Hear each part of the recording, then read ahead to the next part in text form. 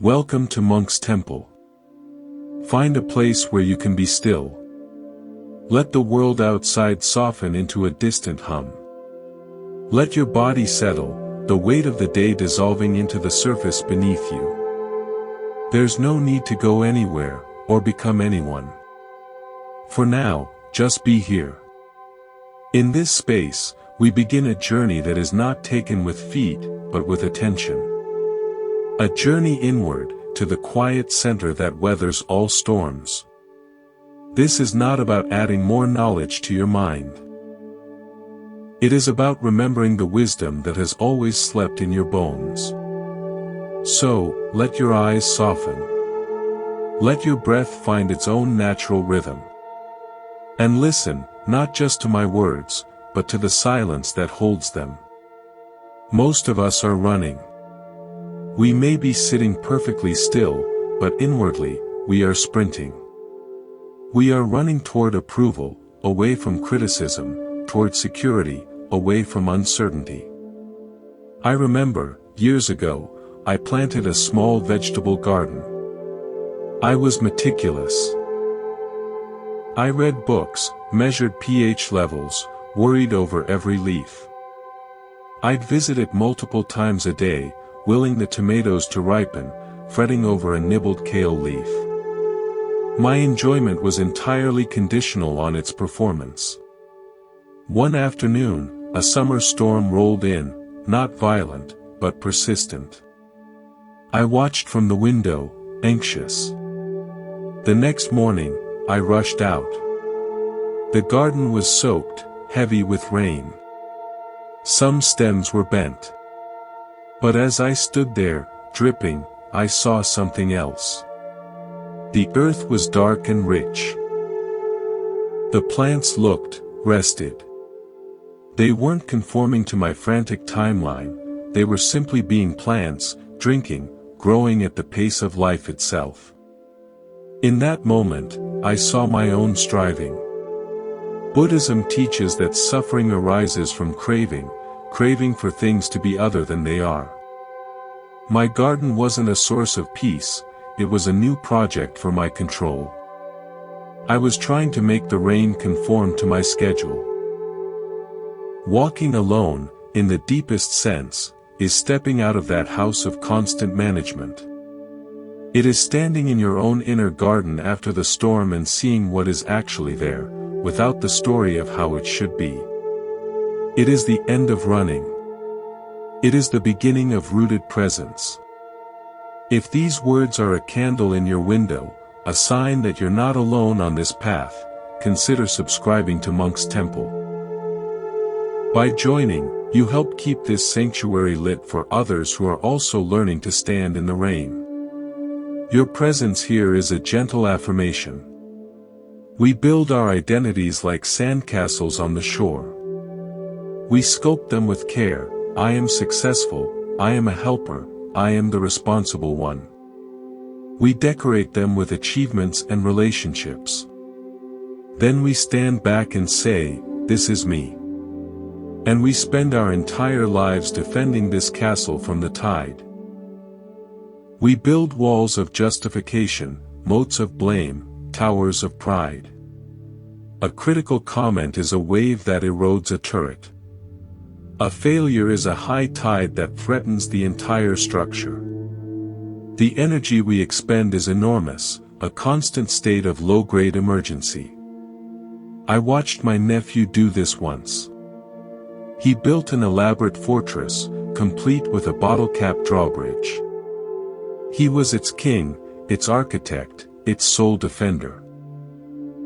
When an older child casually kicked a corner as he walked by, my nephew's world shattered. His anger, his tears, were the fury of a monarch whose kingdom was under siege. But was he the castle? Or was he the boy building in the sand? Buddhism points gently to this confusion. We identify with the temporary structure, not with the vast, aware space in which the building and the dissolving happen. Walking alone is the tide that finally, lovingly, washes the castle away. It is not a destruction, but a revelation. You are left, sitting on the wet sand, with no walls to defend. And in that empty, open space, you feel it for the first time, the breeze on your skin, the vast horizon, the endless sky. You are not the fragile castle. You are the shore, the ocean, the sky. You are the awareness that witnessed both the building and the dissolving. This is not a loss of self. It is the discovery of your true, boundless nature.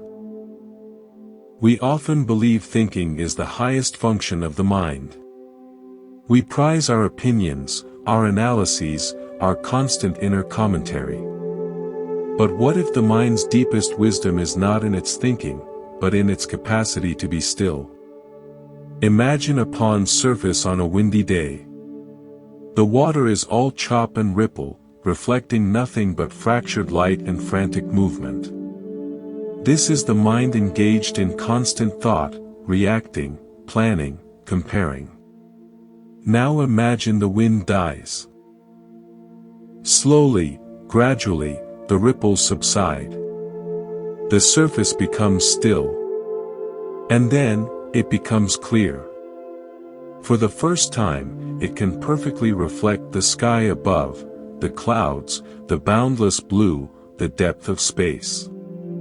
The pond didn't acquire the sky, it always had the capacity to reflect it. It just needed to settle.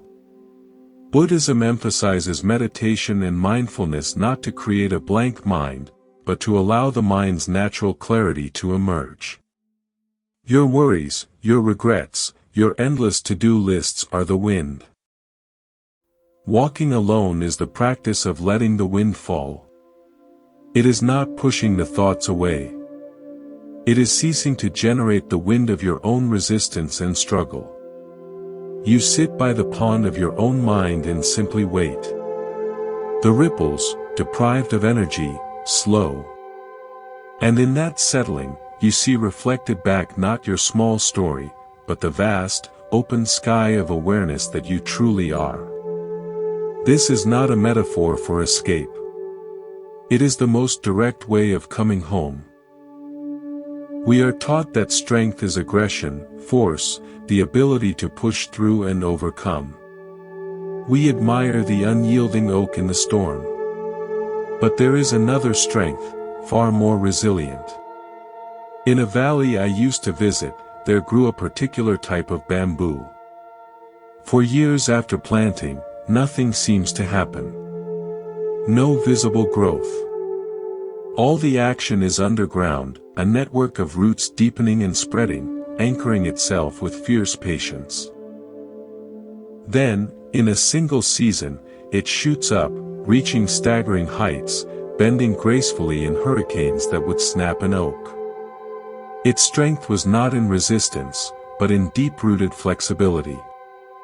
It did not fight the wind, it danced with it, because its stability was not in its trunk, but in its hidden, interconnected foundation. Buddhism cultivates this kind of strength. The strength of non-resistance. The strength that comes from building your foundation not in rigid beliefs or brittle identities, but in the deep, silent soil of your own awareness. When you walk alone, you are not becoming the brittle oak. You are growing the bamboo's roots. You are developing the inner network that allows you to bend without breaking, to feel the full force of the storm without being uprooted. Your peace is not the absence of wind. It is the unshakable knowledge of your own depth. No external event can sever the roots you have cultivated in silence. The world is loud with opinions. They shout from screens, from conversations, from our own repetitive thoughts. We get caught in currents of collective feeling, swept along by what everyone is saying, thinking, fearing. It is easy to lose your own voice in the chorus. I lived for a time in a city apartment near a major street. Day and night, the sound of traffic was a constant white noise. I stopped hearing it consciously, but my body was always subtly tense. One weekend, I went to a cabin in the woods. The first night, the silence was so absolute it felt like pressure on my eardrums. I couldn't sleep. My mind, deprived of the familiar noise, began to generate its own, old songs, fragments of conversation, a buzzing anxiety. By the second night, something shifted. The internal noise began to settle. And then, I started to hear the real sounds of the place. The rustle of a creature in the leaves, the sigh of wind in the pines, the faint, rhythmic pulse of my own heart. I hadn't been in silence at first, I'd been in a space between noises, still crowded with their echoes. True silence arrived later, and in it, I could hear my own inner sound for the first time. Buddhism teaches the value of withdrawing from the worldly din, not to hide, but to hear. Walking alone is your cabin in the woods. It is where you turn off the traffic noise of others' expectations and opinions. The initial internal racket is just the echo of the world you've left. If you stay, it fades. And what emerges is your own authentic voice, not a shout, but a quiet, clear tone you recognize as your truest self. From that place, you can re-engage with the world, not as an echo, but as a distinct and grounded note in the symphony. We treat emotions like commands. Anger arises, and we feel compelled to shout.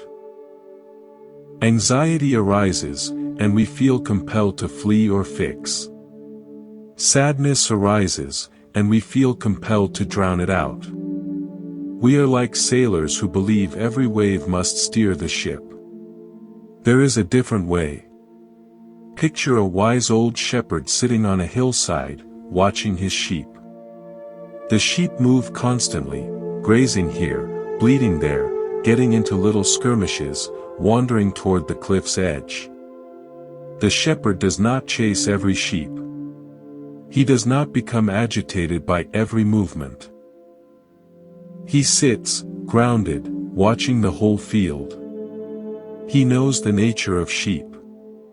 When one strays too far, he gives a gentle whistle or sends his dog. His power is not in controlling each step, but in his panoramic awareness and his calm, chosen interventions. Your emotions are the sheep. Your awareness is the shepherd.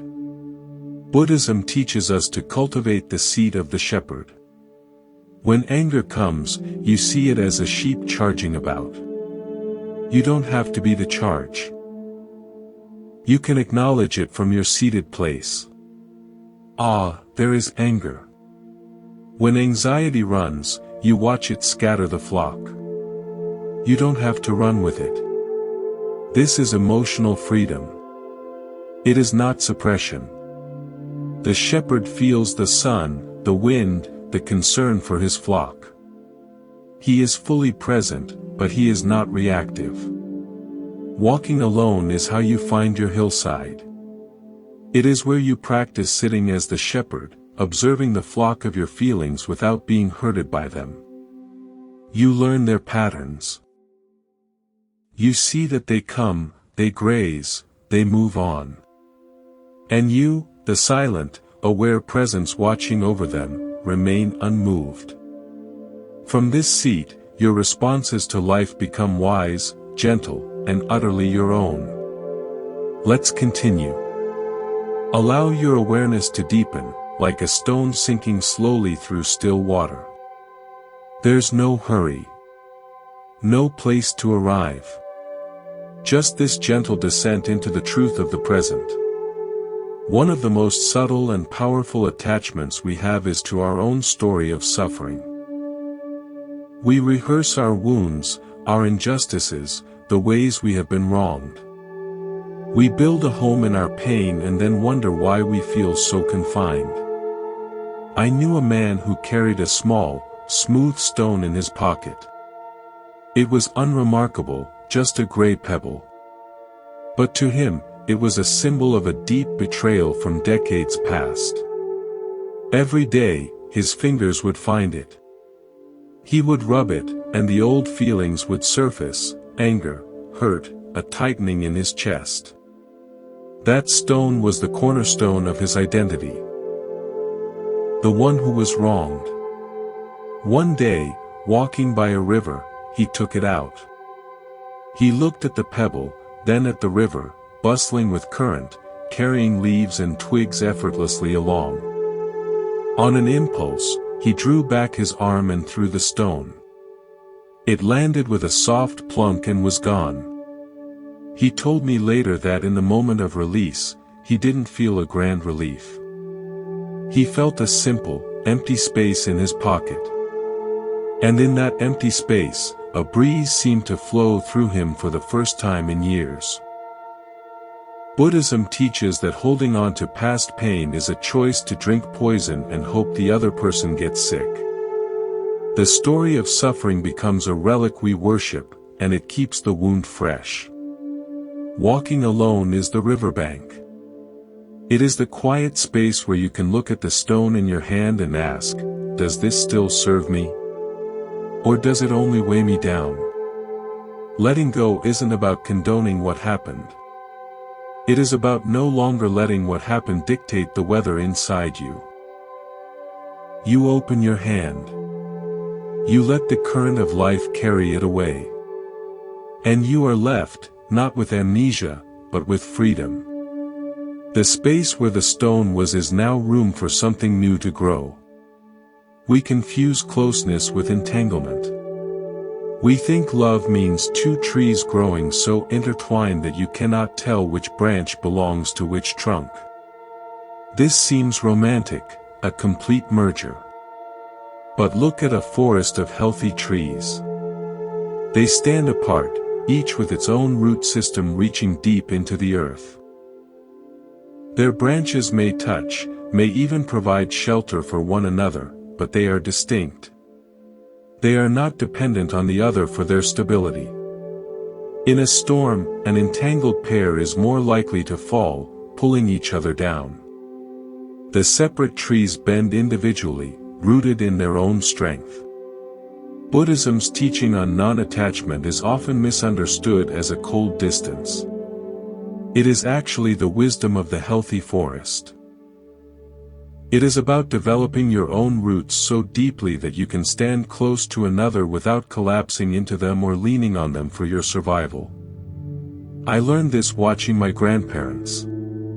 They had been married over 60 years. They had deep love, but they also had separate interests, quiet times alone, and an abiding respect for the other's internal world. They were like two strong trees in the same grove, sharing sunlight and shade, but drawing water from their own depths. Their love was not a frantic grip, it was a calm, abiding presence. Walking alone is how you grow your own roots. It is the time you spend sending your essence deep into the ground of your own being, so that when you stand with others, you do so from fullness, not lack. Your relationships stop being about completing yourself and start being about sharing your completeness. This is the love that liberates, rather than confines. The mind is a masterful illusionist. It can take a single event and project it across the screen of eternity. A mistake becomes, I am a failure. A moment of rejection becomes, I am unlovable. It turns a cloud into a permanent climate. There is a practice in some traditions of sky gazing. You simply lie on your back and watch the sky. You see clouds of all shapes drift by, some fluffy and light, some dark and heavy with rain. You see clear blue expanses. You see the slow march of weather systems. If you watch long enough, you realize something fundamental: the sky is never defined by the clouds. The dark storm cloud does not become the sky. The sky holds the cloud, allows it, but remains utterly unchanged by it. Your awareness is the sky. Your thoughts and feelings are the weather. Buddhism guides us to this shift in perception. You are not the storm of anxiety. You are the vast space in which the anxiety is happening. Walking alone is your sky-gazing practice. It is where you lie back in the field of your own consciousness and simply watch the weather of your mind. A thought of regret floats through. You note a cloud. A feeling of joy bubbles up. You note a patch of sunlight. You don't chase the pleasant clouds or run from the stormy ones. You rest as the sky, immutable and clear. This is the end of personalizing every mental event. The failure cloud does not stain you. It merely passes through the open space of your being. When you know yourself as the sky, you are no longer at the mercy of the weather. You can experience it all, the torrents, the sunshine, the still, starry nights, with a sense of deep, unshakable peace. We are obsessed with the destination. Life becomes a checklist of milestones: finish school, get the job, find the partner, buy the house, achieve the goal. We treat the present moment as an inconvenient corridor we must hurry through to get to the next important room. But what if the corridor is the palace? I once took a long pilgrimage walk. For weeks, my focus was on the endpoint, a distant mountain shrine. I counted kilometers, obsessed over my pace, ignored my blisters in the name of progress. The path itself was a blur of pain and effort. One afternoon, exhausted, I collapsed under a gnarled old tree. I had no energy to go forward. As I lay there, breathing, I began to notice the details I had been marching past. The intricate pattern of lichen on the bark, the dance of dust motes in a sunbeam, the specific song of a bird I'd never heard before.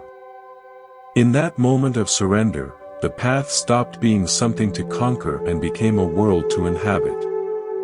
The destination hadn't changed, but my relationship with the journey had utterly transformed. Buddhism constantly points us to the present, for it is the only place life is actually happening. The future shrine is a thought. The past blister is a memory. Only the lichen, the sunbeam, the bird's song are real, right now. Walking alone, in life, is the practice of stopping under the tree. It is the deliberate release of the obsessive focus on getting there. It is feeling the ground under your feet now. Smelling the air now. Hearing the silence between thoughts now. When you make the path itself your home, you discover that peace is not at the mountain summit. It is in the conscious taking of each step. The destination may give you a view, but the journey gives you your life. We believe we need to be constantly productive to be valuable. Rest is seen as idleness, silence as wasted time. We fill every gap with input, with doing, with noise. But consider the land in winter. The fields lie fallow, bare and quiet under the gray sky. To the impatient eye, it looks dead, unproductive. But the wise farmer knows this is the most crucial phase. This is when the soil rests, recovers, and consolidates the nutrients for the next cycle of growth. Without winter, there is no summer abundance. Your mind and spirit require fallow periods just as much as any field. Buddhism honors the practice of samatha, calm abiding. It is not a lazy stopping, but a profound, active rest for the deepest parts of you. Walking alone is your winter. It is the deliberate fallow period where you stop sowing seeds of ambition and consuming the harvest of external validation. You simply let the field of your being lie quiet. It feels strange at first. You'll feel the urge to plow, to plant, to do something. But if you can allow the winter, something magical happens. The frantic energy settles. The compost of old experiences breaks down and becomes fertile insight. Creativity, which is not force but emergence, begins to stir in the darkness. You are not doing nothing. You are engaged in the most important work of all, integration. When spring comes, when you return to engagement, you do so from a place of richness, not depletion. Your actions are not frantic seeds thrown on tired soil, they are deliberate plantings in ground that is deep, rested, and ready. The ego loves a committee meeting. It invites fear to the head of the table, with worry and desire as key advisors. Past resentment and future anxiety are permanent members. They all talk over each other, generating endless reports and catastrophizing scenarios. Your conscious awareness is often like a junior intern, running around fetching coffee for these loud, demanding directors. Meditation, and the solitude that feeds it, is the moment you, as the true CEO, walk into that boardroom and calmly say, "Meeting adjourned." There is stunned silence. The directors don't vanish, but they lose their authority. You realize you have been taking orders from a chaotic committee of conditioned reactions. Buddhism's path is one of reclaiming executive authority. Walking alone is how you step out of that noisy boardroom and into the quiet of your own office. You feel the space. You hear your own breath. From this place of clarity, you can review the committee's reports, your anxious thoughts, with detachment. You see that fear's proposal is based on outdated data. You note that desire's plan is unsustainable. You are no longer a servant to the chaos. You make decisions from a center of calm awareness. This doesn't mean you ignore genuine signals. If fear points to real fire, you act. But you are no longer evacuating the building every time fear shouts, "Smoke," and points to burnt toast. You develop discernment. Your life stops being a reaction to the loudest voice in the committee and becomes a graceful expression of conscious choice. We are taught to seek safety in permanence. We want the solid job, the unchanging relationship, the fixed identity. We want the mountain that never erodes. But the mountain is eroding, grain by grain, in every moment. Its majesty is not in its permanence, but in its slow, graceful participation in the flow of geological time. I have a bowl made of sea-polished glass. It is my favorite object. Its beauty lies in its imperfections, the subtle ripples from its molten origin, the tiny pits and frosted surfaces from a century tumbling in the ocean. It is a record of change, not a monument against it. To ask it to be a perfect, smooth, factory-new crystal would be to miss its entire story and its profound beauty. Buddhism places impermanence, anicca, at the very heart of its teachings. It is not a sad truth, but a liberating one. Everything you love, everything you are, is like that sea glass. It is beautiful precisely because it is part of the flow. Your wrinkles are the ripples of your experience. Your softened perspectives are the frosted surface of wisdom earned through friction. Walking alone lets you hold the sea glass of your own life. You feel its contours, the evidence of all it has been through. You stop lamenting that it isn't a perfect, static crystal. You fall in love with its unique, changing, temporary form. When you embrace impermanence, you stop clinging to how things were or demanding how they must be. You hold the present moment, this unique, temporary, beautiful configuration, with tenderness, knowing it too will change. And in that knowing, you find not anxiety, but a deep, poignant appreciation for the precious, fleeting now. Let's continue to sink deeper. There's a quiet rhythm beneath the noise of the day, like the steady pulse of the earth itself. Let your attention soften and listen for it. No effort is needed, only a gentle turning inward. We spend much of our lives as amateur architects, trying to design a life that is perfectly balanced, symmetrical, and storm-proof.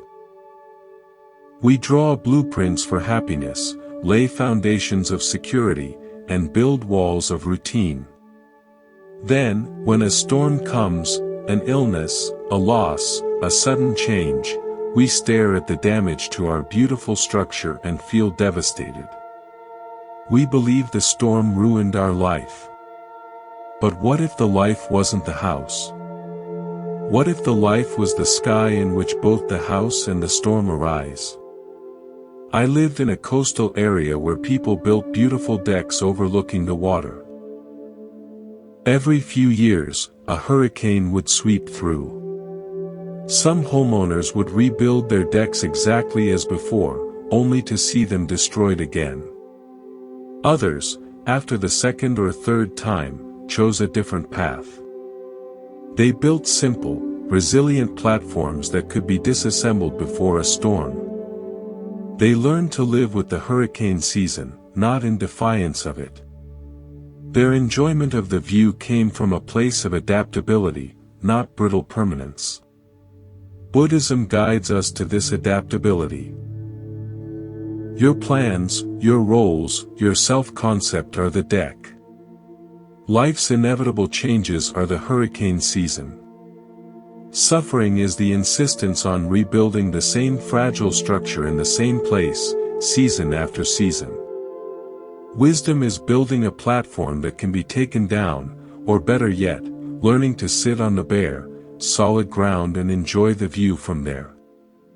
Walking alone is your time on the bare ground.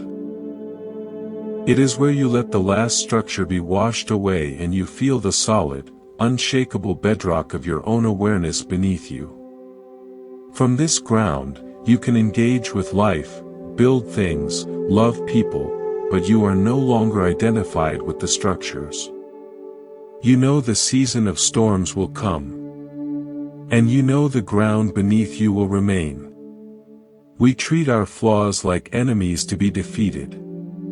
We wage a silent, exhausting civil war against our own humanity. Against our laziness, our fear, our jealousy, our imperfections. We believe that if we can just win this war, we will be worthy of peace.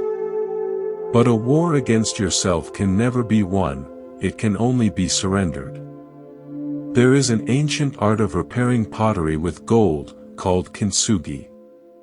When a bowl breaks, the artisan doesn't hide the cracks. They use a lacquer mixed with powdered gold to piece it back together. The repaired bowl is not a shadow of its former self. It is more beautiful, more valuable, and tells a richer story because of its breaks. Buddhism offers a similar alchemy for the spirit. Your flaws, your wounds, your broken places are not mistakes to be hidden. They are the very seams where the gold of your awareness can shine through. I have a friend who stuttered severely as a child. He spent years in a war with his own speech, filled with shame. In his 40s, he began to practice meditation. One day, he told me, he was sitting in silence when a simple thought arose: what if the stutter isn't a flaw? What if it's just a pattern? The moment he stopped fighting it, something shifted. The tension around his speech began to dissolve. He didn't become a flawless speaker overnight, but the stutter lost its power to define him. It became, in a way, a golden seam, a part of his unique pattern. Walking alone is the workshop where you stop trying to find the superglue to hide your cracks. You sit with the broken pieces of your self-image, the piece labeled impatient, the piece labeled insecure. And instead of frantically trying to reassemble the old, smooth illusion, you begin the slow, patient work of joining them with the golden lacquer of compassionate attention. You stop being at war with yourself. You begin the art of sacred repair. We often think of freedom as the ability to do anything we want, to have no restrictions. But that kind of freedom is chaotic and often leads to its own prison of consequence and addiction. There is a deeper freedom. Imagine a master musician with a violin. The instrument has constraints, for strings, a specific shape, the laws of acoustics. The bow must be drawn across the strings in certain ways to produce sound. To an observer, the musician is bound by these rules. But the musician does not experience them as bondage. They experience them as the very conditions for expression. Within those constraints, an infinite universe of music is possible.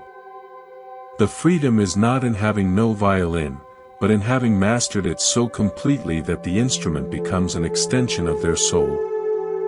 Buddhism points to this kind of freedom, freedom within form. Your body, your mind, your circumstances are your instrument. Your cravings, aversions, and ignorance are the screeching, discordant notes of a novice. The practice of mindfulness and ethical living is the practice of mastery. Walking alone is your daily scale practice. It is where you sit with the fundamental note of your own being, listening to its tone, learning its resonance without immediately trying to play a symphony. You learn the constraints of your own mind, how it wanders, how it resists. And in learning them, you stop being a slave to them. You become the musician. Life's inevitable difficulties are no longer disruptions, they are simply shifts in key or tempo. Your freedom is found not in escaping your instrument, but in playing it with such grace and awareness that every note, even the somber ones, becomes part of a beautiful, authentic song. We are collectors of moments, but we rarely truly receive them. We are like someone standing before a magnificent sunset, but instead of drinking in the colors, we are fumbling with our phone, trying to capture it. We believe the photo will hold the experience, but it only holds a pale imitation. The real experience, the warmth of the fading light on your skin, the silence that accompanies the color, the feeling of awe in your chest, is traded for a digital file. We do this with our entire lives. A pleasant meal is photographed before it's tasted.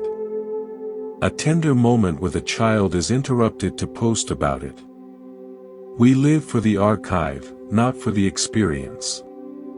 Buddhism emphasizes direct experience, pratyaksa. It is the unmediated knowing of reality, before the label, before the story, before the capture. Walking alone is putting the phone away. It is standing before the sunset of your own inner world and simply letting it happen to you. You feel the weather inside without needing to diagnose it or share it. You taste the solitude without immediately labeling it lonely or peaceful. You let the moment imprint itself on you, not on a memory card. This is how life becomes rich again. It is a shift from being a curator of experiences to being a living, breathing participant in the one, unrepeatable moment that is always now. The photo fades. The file corrupts. But the imprint of a truly received moment becomes part of the fabric of your being, a nourishment that never depletes. We look for teachers everywhere, in books, in gurus, in philosophies. We seek someone to give us the answer, the map, the secret. And while guidance is precious, the most important teacher is often ignored, your own experience. It is a quiet, persistent tutor that never lies. I spent a summer learning to identify trees in a dense forest. I had a guidebook with clear pictures and descriptions. I would look at a leaf, frantically flip through the book, and try to match it. I was terrible at it. The pictures were perfect, but the real leaves were varied, eaten by insects, shaded, sun-bleached. I was trying to force reality to match an ideal. Frustrated, I finally sat down at the base of a large oak. I put the book away. I just looked at that tree, its bark, the specific shape of those leaves, the way its branches moved. I touched it. I sat with it. When I got up and walked on, I realized I could recognize an oak without the book. I had learned from the tree itself. Buddhism ultimately points you back to yourself. The sutras and teachings are the guidebook. They are invaluable.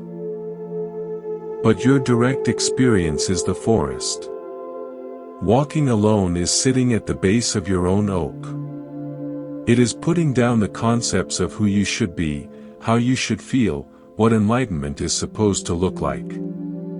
It is feeling the bark of your own anger, observing the unique shape of your own joy, listening to the wind in the branches of your own thoughts. This is where true, unshakable knowledge is born. It is not borrowed. It is earned through the humble, patient attention to the reality of your own being. From this place, the guidebook makes sense. But you no longer need it to tell you what tree you're sitting under. We believe we need to be constantly full of plans, full of conversation, full of stimulation, full of certainty. Emptiness frightens us. We see it as a void, a lack, a poverty. But consider the vase. Its usefulness is not in its clay, but in its empty space. The cup's value is its hollow. The room's function is the void within the walls. Without emptiness, there is no capacity to receive. Buddhism has a profound respect for sunyata, often translated as emptiness or voidness. It does not mean nihilism.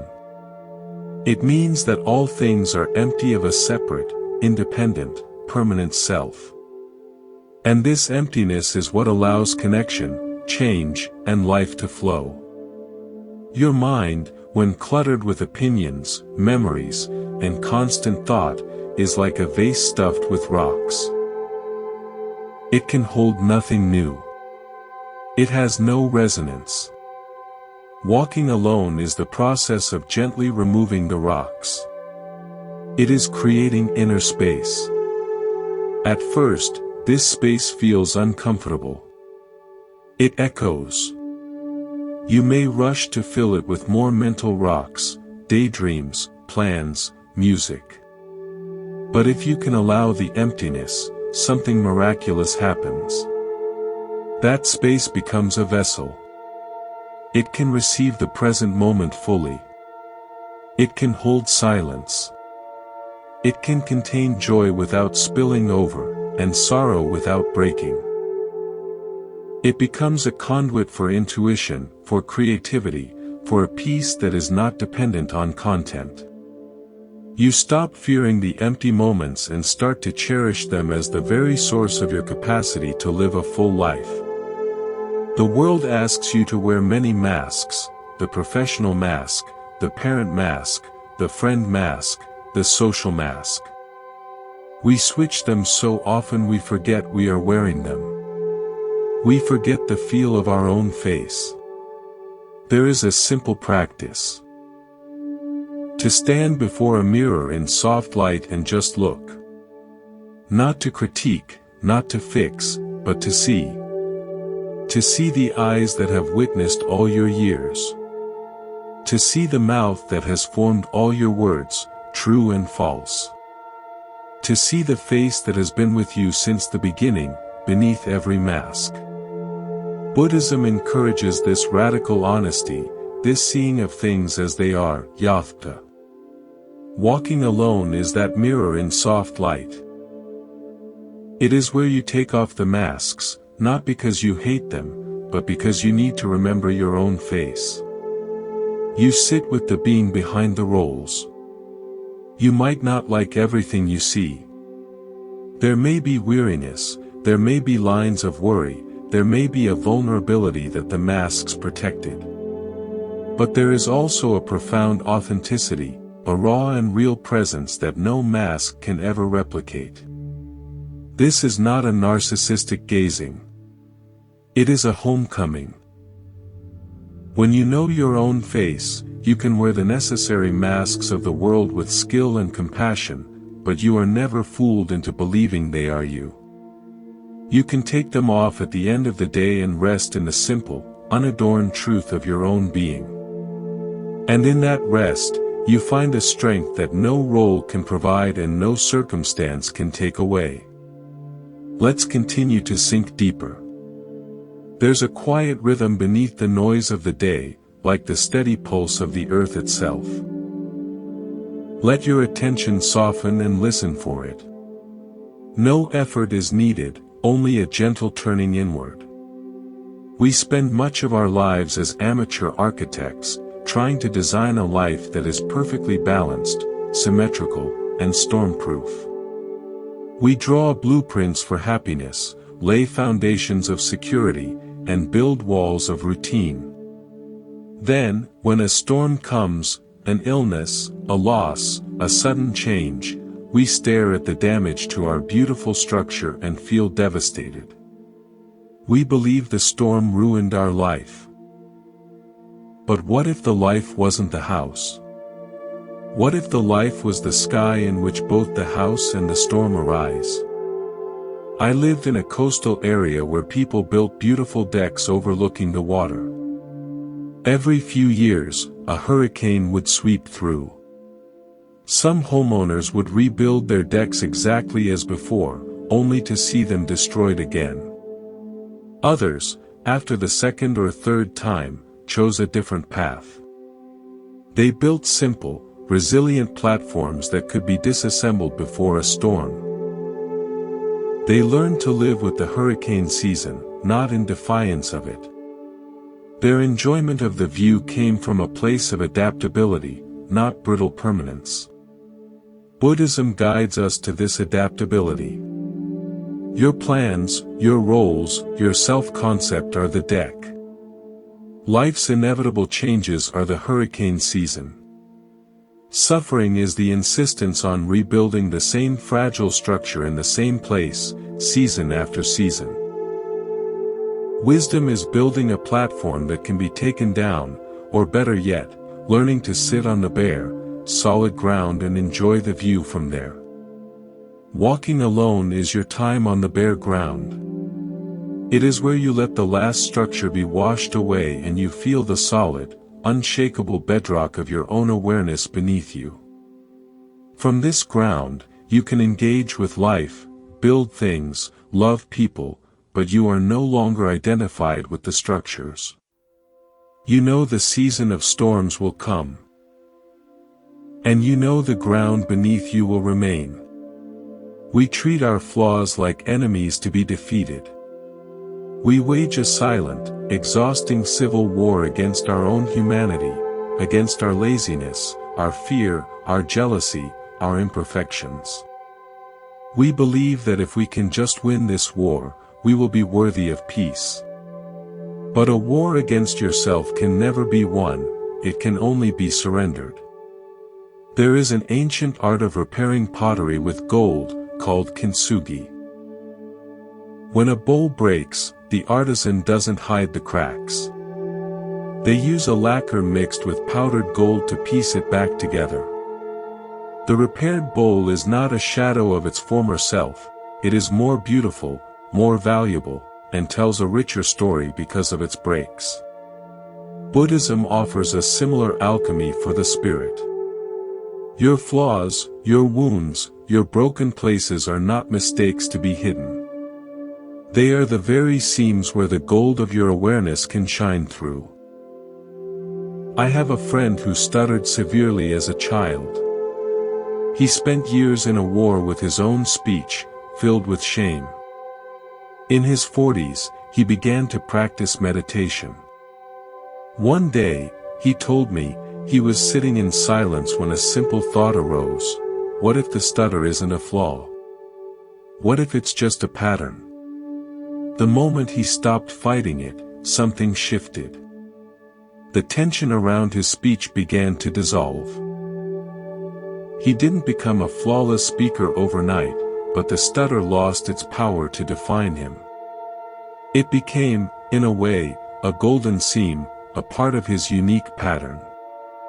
Walking alone is the workshop where you stop trying to find the superglue to hide your cracks. You sit with the broken pieces of your self-image, the piece labeled impatient, the piece labeled insecure. And instead of frantically trying to reassemble the old, smooth illusion, you begin the slow, patient work of joining them with the golden lacquer of compassionate attention. You stop being at war with yourself. You begin the art of sacred repair. We often think of freedom as the ability to do anything we want, to have no restrictions. But that kind of freedom is chaotic and often leads to its own prison of consequence and addiction. There is a deeper freedom. Imagine a master musician with a violin.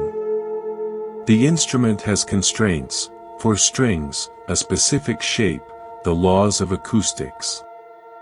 The bow must be drawn across the strings in certain ways to produce sound. To an observer, the musician is bound by these rules. But the musician does not experience them as bondage. They experience them as the very conditions for expression. Within those constraints, an infinite universe of music is possible. The freedom is not in having no violin, but in having mastered it so completely that the instrument becomes an extension of their soul. Buddhism points to this kind of freedom, freedom within form. Your body, your mind, your circumstances are your instrument. Your cravings, aversions, and ignorance are the screeching, discordant notes of a novice. The practice of mindfulness and ethical living is the practice of mastery. Walking alone is your daily scale practice. It is where you sit with the fundamental note of your own being, listening to its tone, learning its resonance without immediately trying to play a symphony. You learn the constraints of your own mind, how it wanders, how it resists. And in learning them, you stop being a slave to them. You become the musician. Life's inevitable difficulties are no longer disruptions, they are simply shifts in key or tempo. Your freedom is found not in escaping your instrument, but in playing it with such grace and awareness that every note, even the somber ones, becomes part of a beautiful, authentic song. We are collectors of moments, but we rarely truly receive them. We are like someone standing before a magnificent sunset, but instead of drinking in the colors, we are fumbling with our phone, trying to capture it. We believe the photo will hold the experience, but it only holds a pale imitation. The real experience, the warmth of the fading light on your skin, the silence that accompanies the color, the feeling of awe in your chest, is traded for a digital file. We do this with our entire lives. A pleasant meal is photographed before it's tasted. A tender moment with a child is interrupted to post about it. We live for the archive, not for the experience. Buddhism emphasizes direct experience, pratyaksa. It is the unmediated knowing of reality, before the label, before the story, before the capture. Walking alone is putting the phone away. It is standing before the sunset of your own inner world and simply letting it happen to you. You feel the weather inside without needing to diagnose it or share it. You taste the solitude without immediately labeling it lonely or peaceful. You let the moment imprint itself on you, not on a memory card. This is how life becomes rich again. It is a shift from being a curator of experiences to being a living, breathing participant in the one, unrepeatable moment that is always now. The photo fades. The file corrupts. But the imprint of a truly received moment becomes part of the fabric of your being, a nourishment that never depletes. We look for teachers everywhere, in books, in gurus, in philosophies. We seek someone to give us the answer, the map, the secret. And while guidance is precious, the most important teacher is often ignored, your own experience. It is a quiet, persistent tutor that never lies. I spent a summer learning to identify trees in a dense forest. I had a guidebook with clear pictures and descriptions. I would look at a leaf, frantically flip through the book, and try to match it. I was terrible at it. The pictures were perfect, but the real leaves were varied, eaten by insects, shaded, sun-bleached. I was trying to force reality to match an ideal. Frustrated, I finally sat down at the base of a large oak. I put the book away. I just looked at that tree, its bark, the specific shape of those leaves, the way its branches moved. I touched it. I sat with it. When I got up and walked on, I realized I could recognize an oak without the book. I had learned from the tree itself. Buddhism ultimately points you back to yourself. The sutras and teachings are the guidebook. They are invaluable.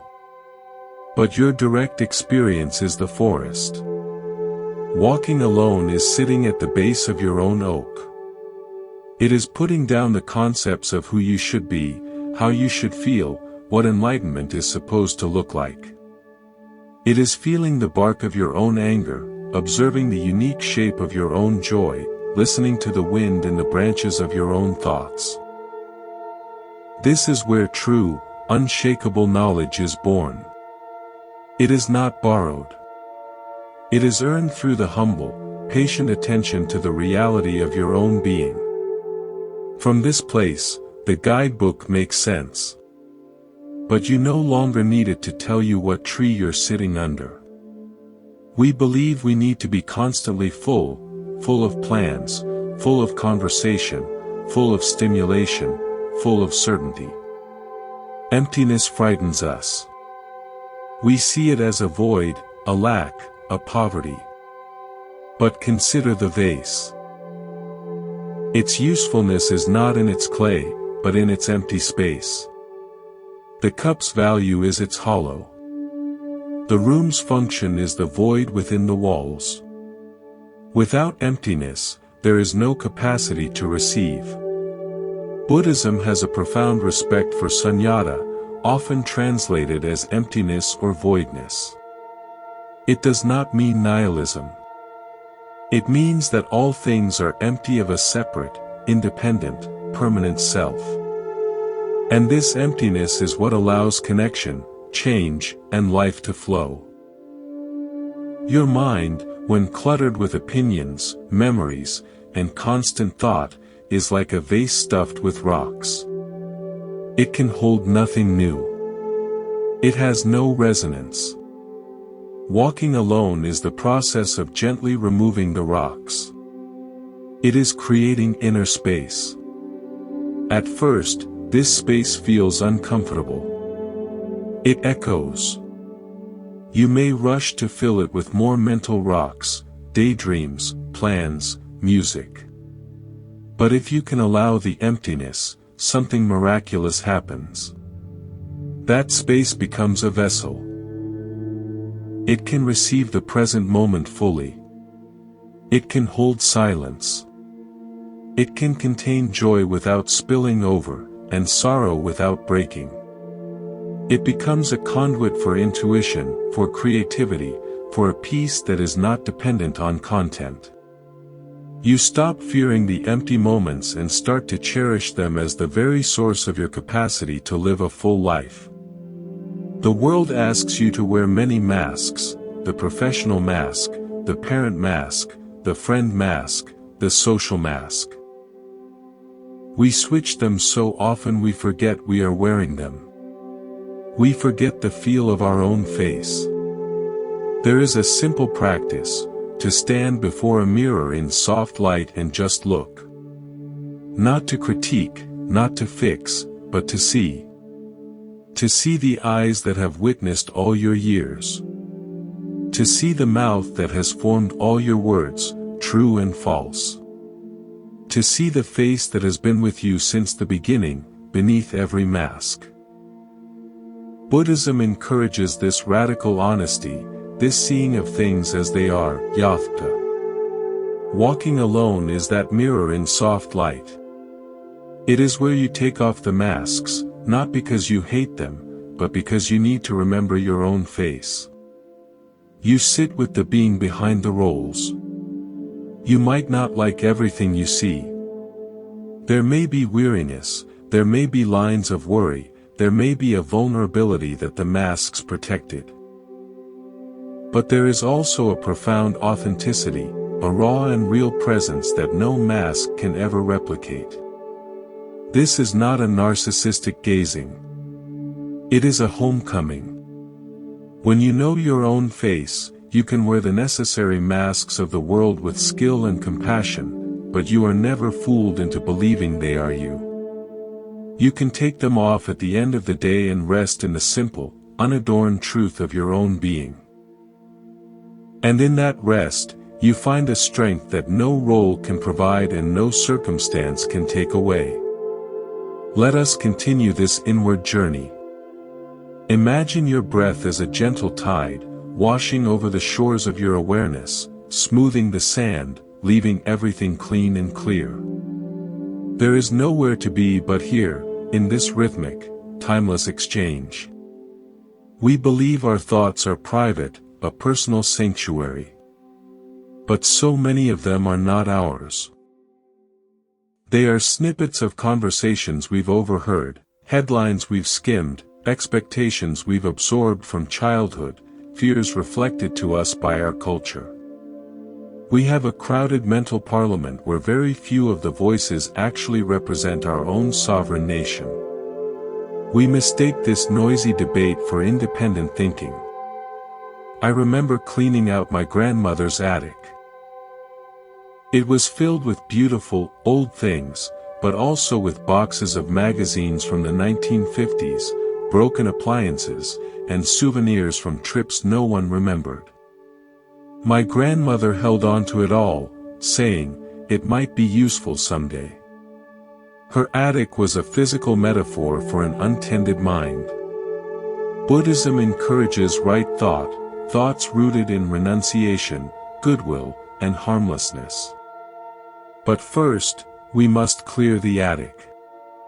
Walking alone is that day of cleaning. It's where you sit in the dusty silence of your own mental space and begin to sort. You hold up a worried thought: is this truly mine, or is it a magazine from 1950? You examine a critical self-judgment: did I buy this, or was it given to me by a long-ago teacher? This isn't about blaming the past, it's about discerning what you choose to keep in your present. As you clear out the borrowed, the broken, and the obsolete, space appears. Light filters in. And in that clean, uncluttered space, your own true voice, quiet, perhaps, but unmistakably yours, can finally be heard. It doesn't shout to be heard over the crowd. It simply speaks from the clear space you have made for it. We are taught that time is linear, a river flowing from past to future. We stand in the present, but our attention is almost always upstream, caught in the eddies of memory, or downstream, straining to see around the next bend. We are like a person trying to paint a landscape while standing in the middle of the river, constantly knocked off balance by the current. What if there is another way to be with time? Imagine you are the riverbank. The water of time flows past you, yesterday's water, today's water, tomorrow's water. But the bank itself is steadfast. It is present. It witnesses the flow, is shaped by it over eons, but is not carried away by it. Your awareness can be that riverbank. Buddhism emphasizes mindfulness of the present moment, satipatthana, precisely because it is the only point of reality, the only place where you can actually stand. The past is a memory ripple on the water. The future is an imagined ripple. Only the now is the solid ground of the bank. Walking alone is the practice of stepping out of the current and onto the bank. You feel the solid earth beneath you. You watch the thoughts of past and future flow by without jumping back in. At first, it feels still, almost too still. You miss the drama of the current. But gradually, you come to know the profound stability of the bank. From this vantage point, you can make wise choices about when to enter the water, rather than being helplessly swept along.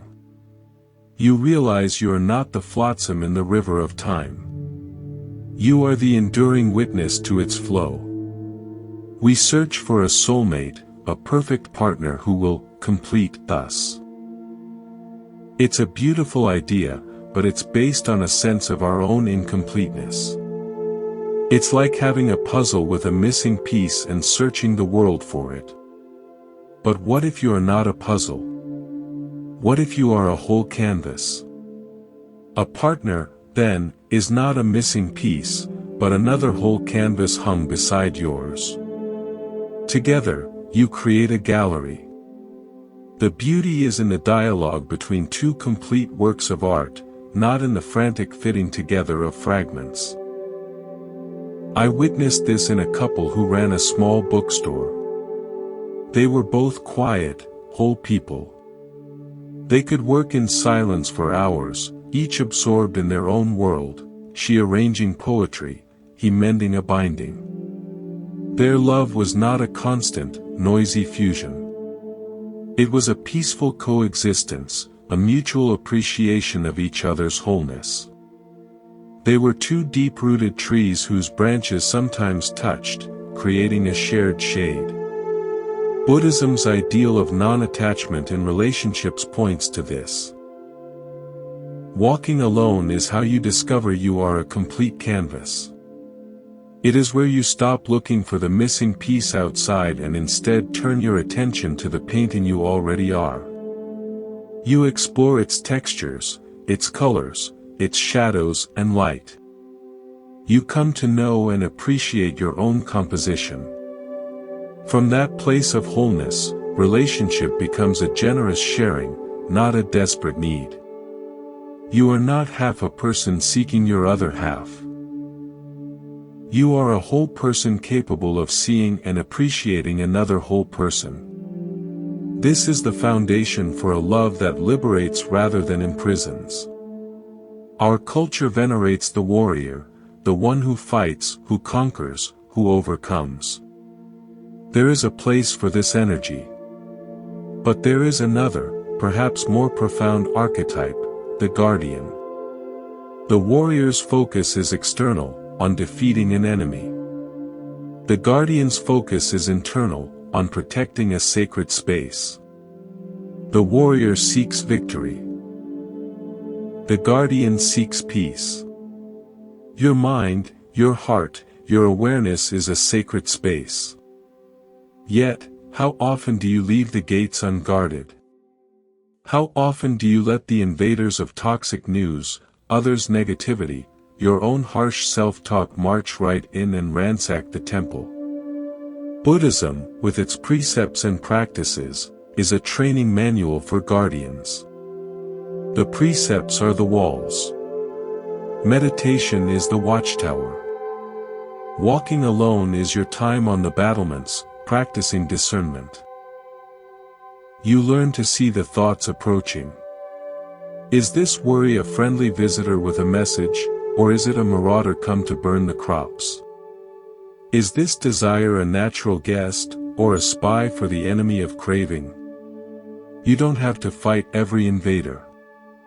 Sometimes, you simply refuse to open the gate. You watch them clamor outside until they grow bored and leave. This is not a life of paranoia, but of profound stewardship.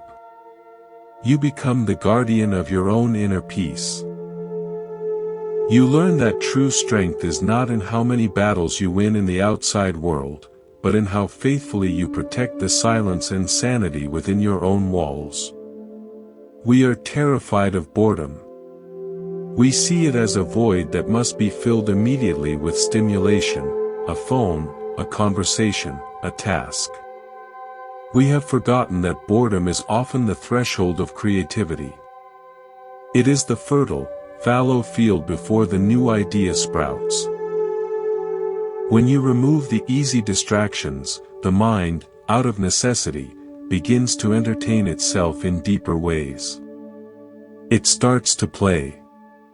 It makes connections it never would have in a state of constant input. Think of a child on a long car ride before the age of screens. At first, they complain of boredom. Then, they start making up games with shadows on the seat, telling stories about the clouds, noticing the patterns of telephone wires. Their inner world, forced to rely on itself, becomes rich and inventive. The adult mind has the same capacity, but we seldom let it get bored enough to activate it. Buddhism values simplicity and restraint partly for this reason. Walking alone is your long car ride without screens. It is deliberately allowing yourself to be bored.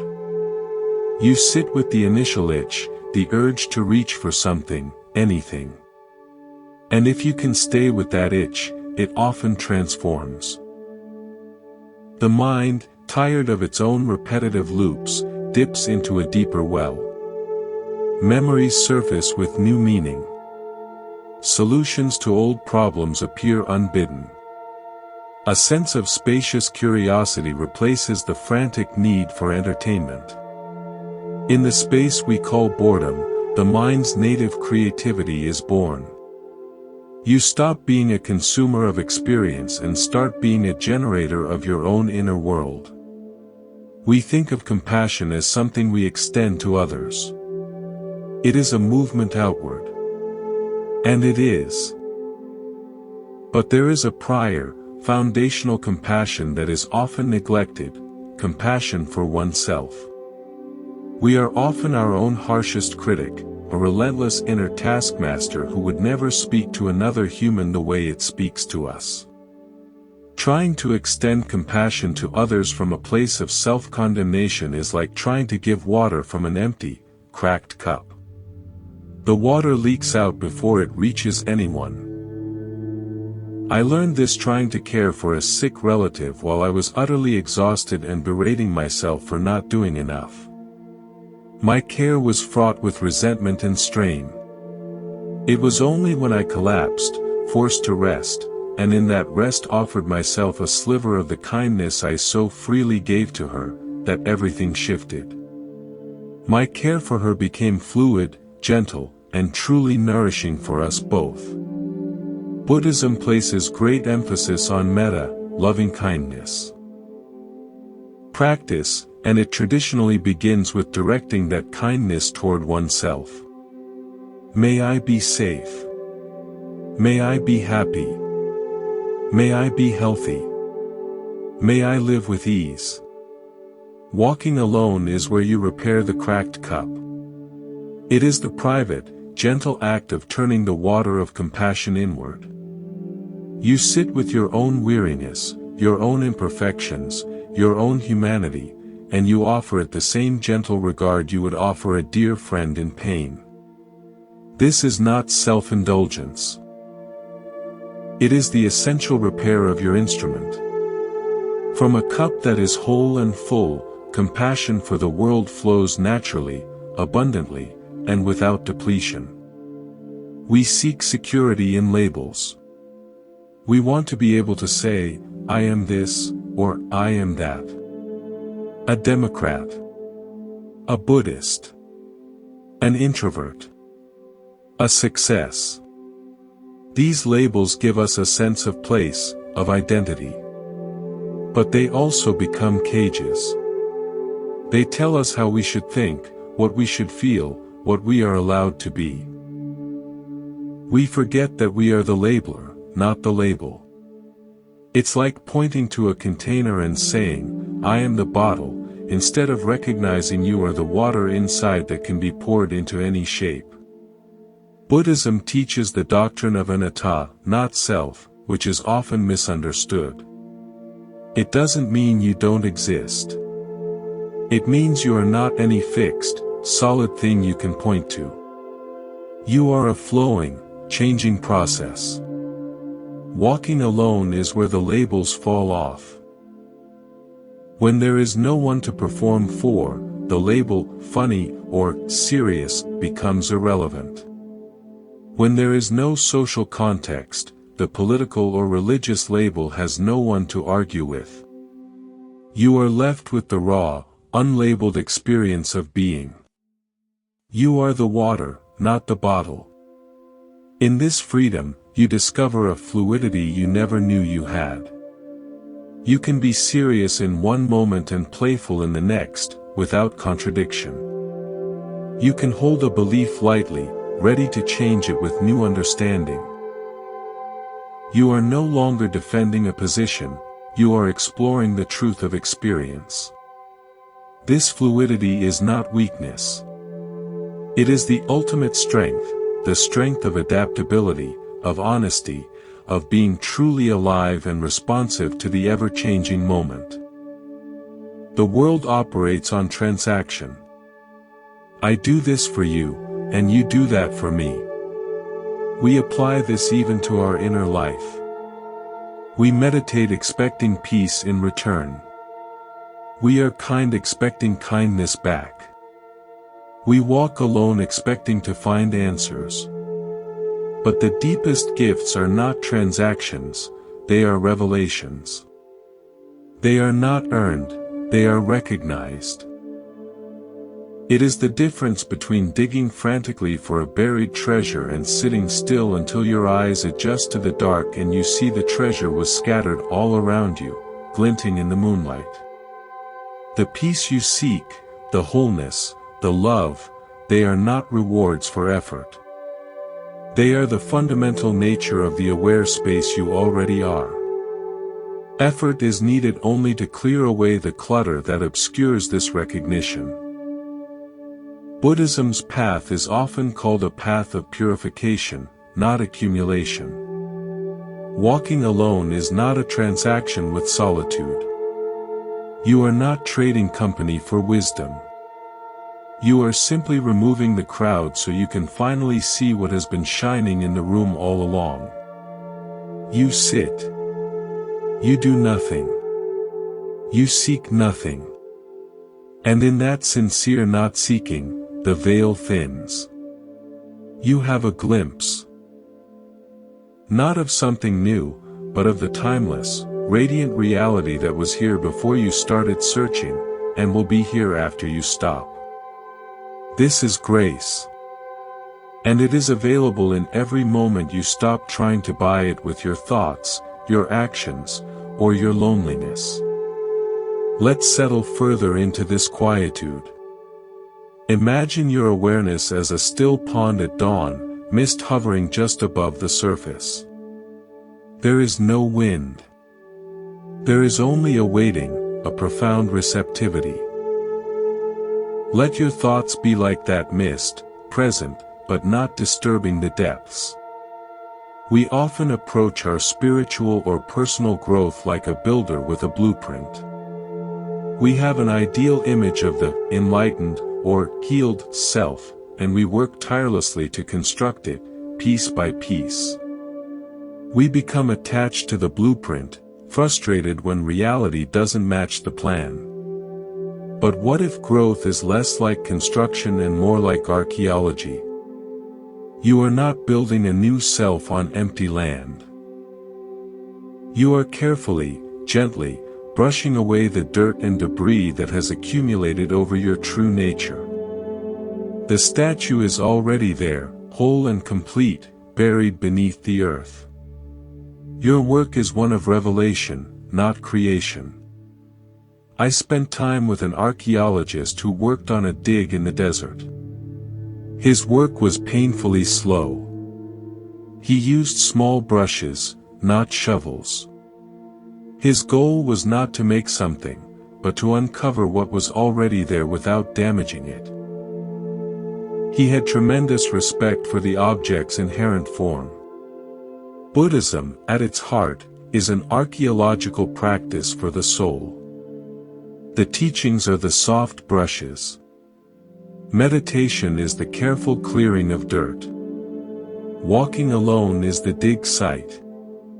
It is where you stop trying to build a perfect person on the surface and instead begin the patient, respectful work of uncovering who you have always been beneath the layers of conditioning, trauma, and social expectation.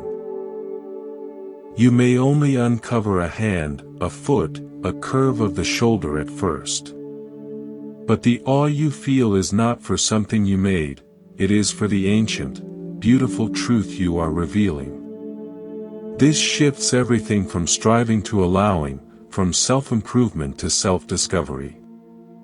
We think of focus as a narrowing, a zooming in on one thing to the exclusion of all else. This is useful for tasks. But there is another kind of focus that is a widening. It is like the focus of the sky. The sky doesn't focus on one cloud. It holds all clouds within its vast expanse. Its focus is its infinite capacity to contain, without being disturbed by, any passing weather. Your awareness has this sky-like quality. We usually train it to be the spotlight, chasing one thought after another. But it can also be the sky. Buddhism cultivates this through open awareness meditation. You don't follow the breath or a mantra. You simply rest as the open space that knows sounds, sensations, and thoughts. Walking alone is your training in becoming the sky. In solitude, the spotlight mind has fewer obvious targets. It grows restless. And in that restlessness, you have the opportunity to fall back, to relax into the background. Instead of focusing on your loneliness, you become the space in which loneliness arises. Instead of focusing on your peace, you become the context for peace. This shift is subtle but revolutionary. You are no longer a victim of whatever thought or feeling has captured the spotlight. You are the boundless arena in which the entire play of your experience unfolds. From this vantage point, nothing can truly overwhelm you, because you are fundamentally vaster than any single experience. We are haunted by the ghost of potential. We think, I could have been this, or I should be that. We mourn the selves we didn't become, and in doing so, we ignore the reality of the self we are. It's like standing in a beautiful, unique forest and complaining that it's not a beach, a mountain, or a desert. You miss the specific moss on the north side of the trees, the particular way the light filters through these branches, the symphony of birds that exist nowhere else. Your life, with all its quirks, wounds, joys, and oddities, is that forest. Buddhism teaches us to see things as they are, Yatha Buddha. Walking alone is the practice of stopping your lament for the beach and finally turning to really see the forest you are in. You walk its paths. You learn its seasons. You come to know which trees bear fruit and where the clearings are. You stop comparing it to an idealized postcard of some other landscape. In this deep, accepting attention, a strange thing happens: you fall in love with your own forest. Its imperfections become its character. Its limitations define its beauty. The person you could have been is a phantom. The person you are is a living, breathing, complex ecosystem. And there is a profound, unshakable peace in finally coming home to it, without apology, without comparison. We believe that to be strong, we must be hard. We armor our hearts, tighten our resolve, and present a facade of unbreakability. But the hardest things are often the most brittle. Obsidian, a volcanic glass, is razor-sharp and hard, but it shatters under pressure. Compare it to bamboo, which is hollow and flexible. It bends in the fiercest wind and springs back. True strength, the kind that endures, is not hardness, it is resilient flexibility. It is the strength of the bamboo, not the obsidian. Buddhism cultivates this through the balance of wisdom and compassion. Wisdom provides the inner structure. Compassion provides the flexible, yielding quality that prevents shattering. Walking alone is where you practice this bamboo-like strength. In the quiet, you confront your own brittleness, the rigid beliefs, the inflexible self-images. You see where you are likely to snap. And you begin, consciously, to cultivate a gentle, hollow flexibility. You learn to bend with criticism instead of shattering into defensiveness. You learn to yield to grief without breaking into despair. This flexibility is not weakness. It is intelligent, durable strength. It understands that to survive the storms of life, you must move with them, not stand rigidly against them. Your core, your values, your awareness, remains upright, but your outer form learns the art of the graceful bend. We are addicted to knowing. We want answers, explanations, certainty. Not knowing makes us anxious, we see it as a failing. But not knowing can be the most fertile ground for true understanding. It is the blank page before the poem, the silence before the music, the question that contains 1,000 potential answers. A scientist doesn't cling to knowing, she cultivates a passionate not knowing called curiosity. It is what drives discovery.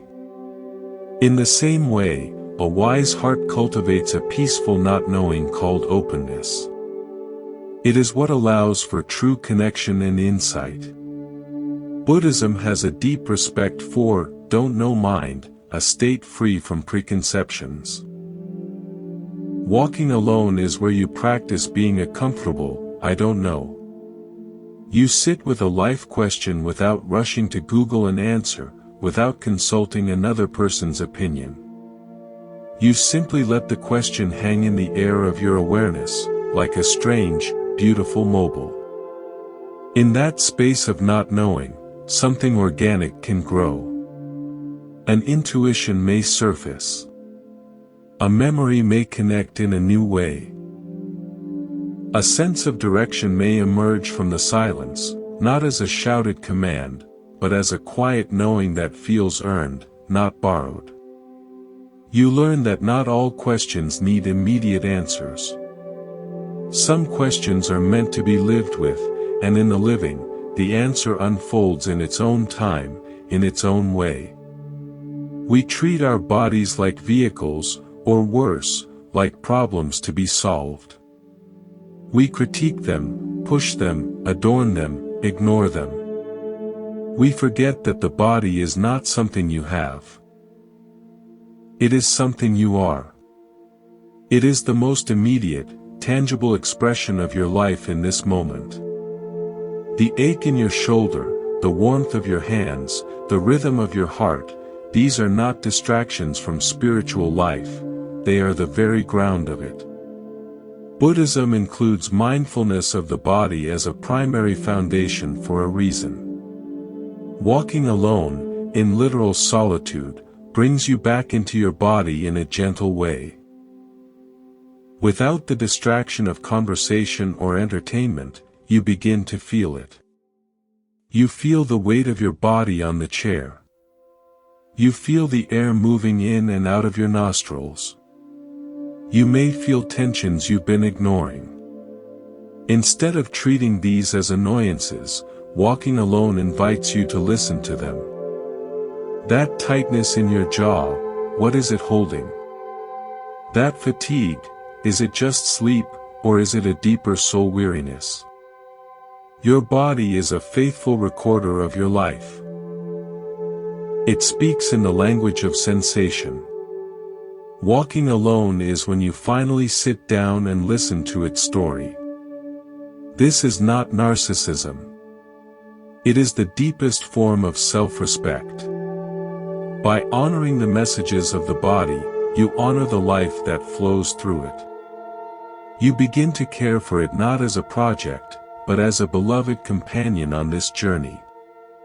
We seek inspiration from grand things, majestic art, stirring music, heroic tales.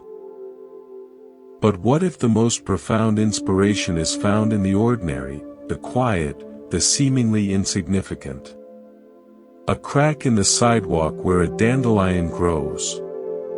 The precise way steam rises from a cup of tea. The pattern of wrinkles on your own hand. These are not distractions from the sacred, they are its fingerprints. Buddhism finds the universal in the particular. Enlightenment is said to be found in chopping wood and carrying water. Walking alone slows you down enough to see the sacred details. When you are not rushing to the next appointment or planning the next conversation, your perception deepens. You notice the play of light on a dust mote. You hear the complex layers of sound in what was once just silence. The world ceases to be a backdrop for your drama and becomes a living, breathing, intricate tapestry of which you are a part. This is a cure for existential loneliness. You are not a separate self in a dead universe. You are a conscious node in a web of infinite, meaningful connection. The dandelion's struggle through concrete is your struggle. The steam's graceful dissipation is your impermanence. In the quiet attention of solitude, the boundary between you and the ordinary world softens, and everything becomes a teacher, a mirror, a friend. We believe that to change, we must effort. We must force new habits, break old patterns through sheer will. This works to a degree, but it is exhausting and often creates internal resistance. There is another kind of change that is more like a thaw. In early spring, the ice on a lake doesn't break because it is struck. It breaks because the consistent, gentle warmth of the sun slowly changes its state from solid to liquid. The change is total, from the inside out. Lasting inner change often follows this pattern. You cannot pound yourself into a new shape. But you can apply consistent, gentle warmth of awareness. Buddhism's path is one of gradual training, not sudden conquest. Walking alone is that consistent spring sun. It is not a dramatic event. It is the daily, gentle application of your own attentive presence to the frozen patterns of your mind. You sit with your fear, not to fight it, but to bring the warm light of your attention to it. Over time, its frozen grip softens. You sit with a habit of self-criticism, and simply notice it. Without the fuel of your belief, it begins to lose its solidity. This change is slow. It requires patience. But it is deep and thorough. It doesn't just change your behavior, it changes your state of being. The ice of old conditioning melts, and you are left fluid, adaptable, alive. This is the change that endures, because it is not something you did to yourself, it is something you allowed within yourself. Let the silence deepen now, like twilight settling over a vast landscape. In this half-light, shapes soften, edges blur, and a deeper kind of seeing becomes possible. Allow your attention to rest in this gentle, panoramic awareness. We often believe that to be independent, we must be entirely self-sufficient, needing nothing and no one. This is a brittle, lonely ideal. True independence is not a walled fortress, it is a deep, clear well within yourself. You can welcome visitors, you can share the water freely, but you are not dependent on the town's water supply for your survival. Your well is sourced from an aquifer of awareness that no drought can touch. For years, I confused independence with isolation. I prided myself on not needing help, on handling everything alone.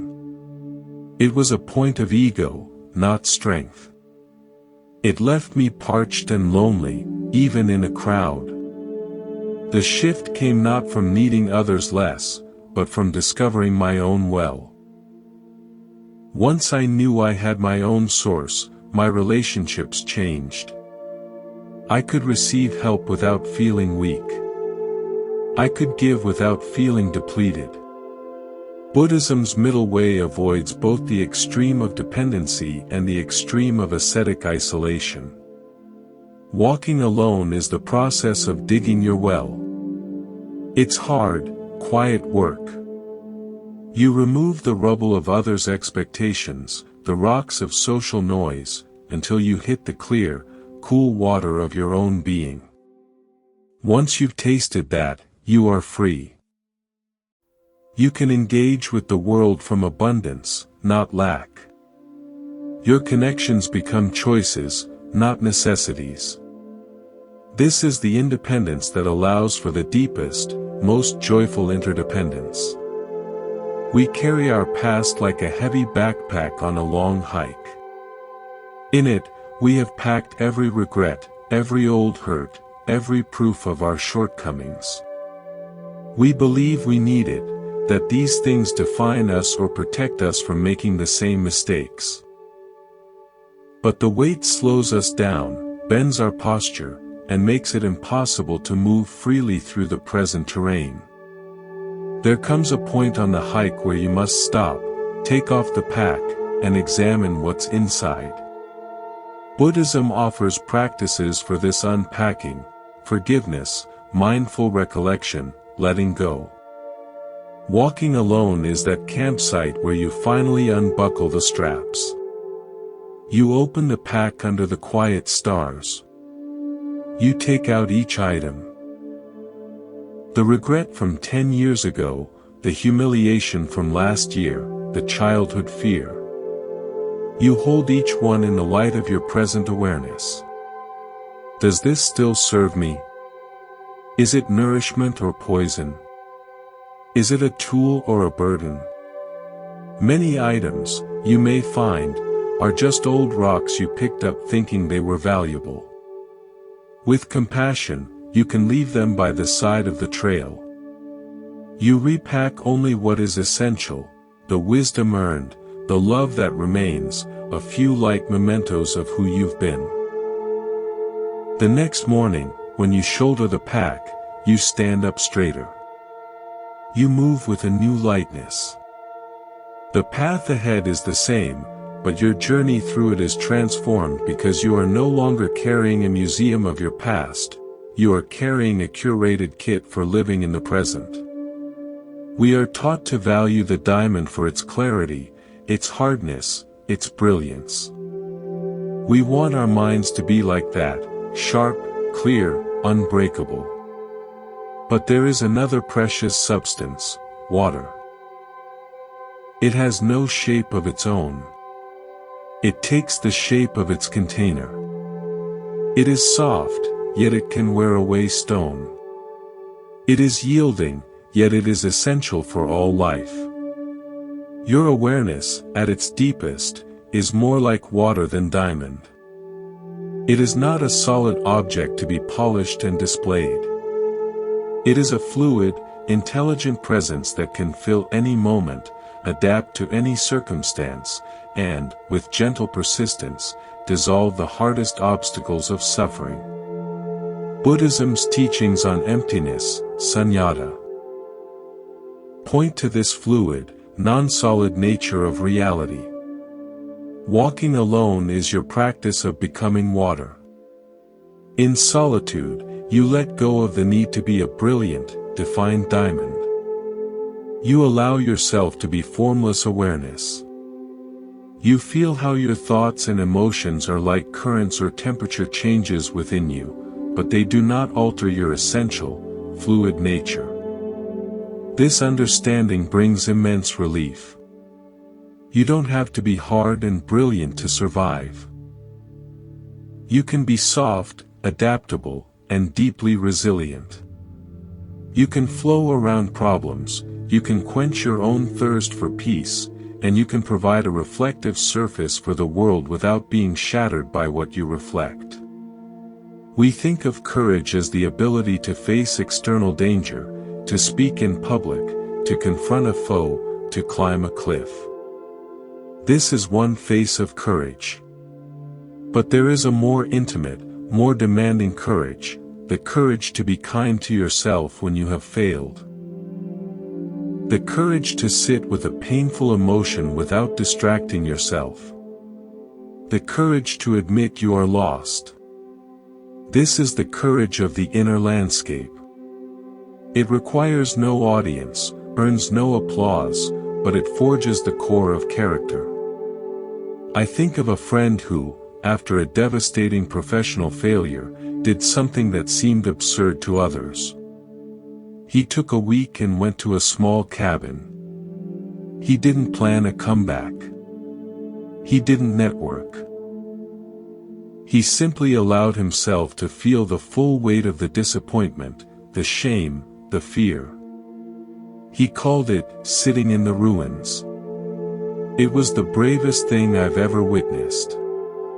From that week of courageous honesty, his next steps emerged, not as a reactive rebound, but as a genuine, grounded new direction. Buddhism cultivates this courage through practices that turn us toward our experience, not away. Walking alone is your training ground for this inner bravery. It is where you practice turning toward the parts of yourself you usually avoid. You don't fight them, you meet them with silent, respectful attention. This is not for the faint of heart. It is the bravery of a knight who lays down his sword and armor and simply sits with the dragon, until he realizes the dragon is made of the same scared fire as his own heart. In that meeting, the war ends. We seek a state of constant happiness, a smooth, untroubled life. We see peace as the absence of conflict. But a life without friction is a life without traction. You cannot move forward. Peace is not the absence of waves, it is the ability to sail on a stormy sea with a steady hand on the tiller and a calm heart. It is an inner equilibrium that can accommodate outer chaos. Imagine an old spinning top. When it is still, it falls over. It is only when it is spinning, engaged in motion, even friction, that it finds its balance and stands upright. Your inner peace is like that. It is not found in stopping life's spin. It is found in finding your center within the spin. Buddhism's peace is not passive, it is dynamic equilibrium. Walking alone is how you find your gyroscopic center. In the relative quiet, you spin down from the frantic revolutions of daily life. You feel what it's like to be still. And then, as you engage with the world again, you carry that felt sense of center with you. The conflicts, the demands, the noise, they become the spin that keeps you upright, as long as your center holds. You stop seeking a frictionless life. You learn to find a profound, unshakable calm right in the heart of the beautiful, turbulent dance of living. We overvalue the grand gesture, the life-changing moment, the dramatic breakthrough. We wait for a lightning bolt of insight to transform us. But transformation more often happens like the change of seasons, slowly, subtly, through countless small, almost imperceptible moments. The green leaves of summer don't turn red in an instant. First, there's a faint yellow at the edges. Then a spot of crimson. The change is a gradual letting go, a slow revelation of the color that was hidden beneath the chlorophyll all along. Your growth is like that. The aha moments are rare. Most of the work is the slow, daily fading of old patterns and the gentle emergence of your true colors. Buddhism is a path of gradual cultivation for this reason. Walking alone is your autumn. It is the quiet, consistent space where you can notice the subtle changes. You see the first hint of patience where there was once irritation. You notice a moment of self-compassion where there was once criticism. These are not dramatic. They are the first pigments of your inner autumn, revealed only in the slowing down, in the cooler light of solitary reflection. By honoring these small changes, you cooperate with the natural, graceful process of your own unfolding. You stop waiting for lightning and start appreciating the slow, beautiful turn of your own seasons. We believe that to connect with others, we must share our thoughts, our stories, our opinions. We use words as bridges. But there is a deeper connection that happens in shared silence. It is the connection of two people sitting on a porch, watching a sunset, not needing to say a word. It is the connection of a hand held in a hospital room, where words have failed. This connection speaks the language of presence, not language. Buddhism understands the limits of conceptual thought and the profundity of wordless understanding. Walking alone prepares you for this deeper connection.